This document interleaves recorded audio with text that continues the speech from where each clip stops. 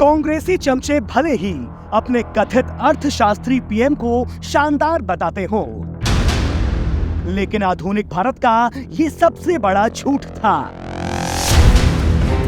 क्योंकि जिस पीएम की बागडोर राजमाता के हाथों में थी, वो असल में भारत के इतिहास के सबसे असफल प्रधानमंत्रियों में से एक थे। कैसे? आइए आपको हम बताते हैं। नहीं संभाल पाए देश की सुरक्षा व्यवस्था।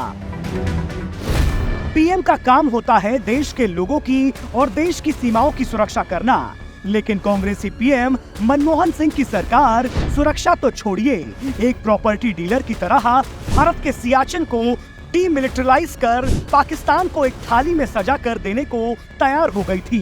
वो भी एक बार नहीं बल्कि 2 बार। वो तो भला हो तत्कालीन आर्मी चीफ जनरल जे सिंह और NSA MK नारायण का, जिन्होंने ऐन वक्त पर इस डील को होने से रोक दिया, नहीं तो डील तो पक्की हो ही गई थी। इतना ही नहीं, मनमोहन सिंह के कार्यकाल में 2004 से 2013 तक 9,739 आतंकी घटनाएं हुई, लेकिन सरकार एक तरह से हाथ पर हाथ धरे बैठी रही। मोदी सरकार ने जैसे सर्जिकल स्ट्राइक कर दुश्मन देश को जवाब दिया, क्या मनमोहन सरकार नहीं कर सकती थी? अर्थशास्त्री ने अर्थव्यवस्था को ध्वस्त कर दिया। चमचों के पीएम कथित रूप से बहुत बड़े अर्थशास्त्री थे, लेकिन ऐसे अर्थशास्त्र का क्या फायदा जो देश की अर्थव्यवस्था को ही चूना लगा दे। मनमोहन सरकार ने ऑयल बॉन्ड के रूप में देश को ऐसा चूना लगाया था जिसकी कीमत आज तक जनता को ही चुकानी पड़ रही है। सरकार ने तेल के दाम का बोझ कम रखने के लिए सब्सिडी की व्यवस्था की थी। सरकार इस सब्सिडी के बदले तेल कंपनियों को ऑयल बॉन्ड जारी करती थी। इन बॉन्ड्स का मैच्योरिटी पीरियड 10 से 20 साल का होता था। मनमोहन सरकार का मकसद साफ था, अभी कैसे भी करके सरकार चलाओ, बाद में जो आएगा वो भुगतेगा।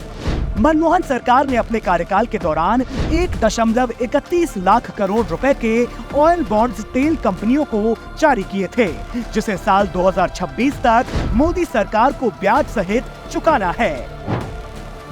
नाकाम विदेश नीति का नतीजा देश ने भुगता। चमचों के अर्थशास्त्री पीएम साल 2006 में पीएम के साथ साथ विदेश मंत्री की कुर्सी भी संभाल रहे थे, लेकिन उसी समय एक ऐसा वाकया हुआ जिसने मनमोहन सरकार की विदेशी नीति की कलई खोल दी।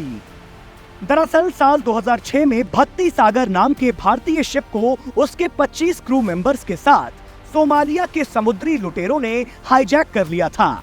इस घटना की सूचना जैसे ही हमारे देश की बहादुर इंडियन नेवी को हुई, वो पूरी मुस्तैदी से इन बंधकों को छुड़ाने की कोशिश में जुट गई। नेवी को बस इंतजार था तो मनमोहन सरकार से हरी झंडी मिलने का। लेकिन सबसे शर्मनाक बात ये थी कि दिल्ली की गद्दी पर बैठे मनमोहन सिंह की सरकार बैठक पर बैठक करती रही, कोई निर्णय तक नहीं ले पा रही थी। दूसरी तरफ थक हार कर शिप के मालिक ने शिप को हाईजैक करने वाले लुटेरों को पैसे देकर अपने क्रू मेंबर्स को छुड़वा लिया। सोचिए, संकट के समय में चमचों के पीएम की सरकार ये फैसला तक नहीं कर पाई कि क्या करना है, वो भी तब जबकि हमारे पास दुनिया की सबसे ताकतवर इंडियन नेवी थी, जो अच्छों की हालत खराब कर दे। इसलिए जरूरी है आप देश की बागडोर किसी के हाथों में सौंप रहे हो तो सुनिश्चित करो कि कहीं उसकी बागडोर तो किसी और के हाथ में नहीं है।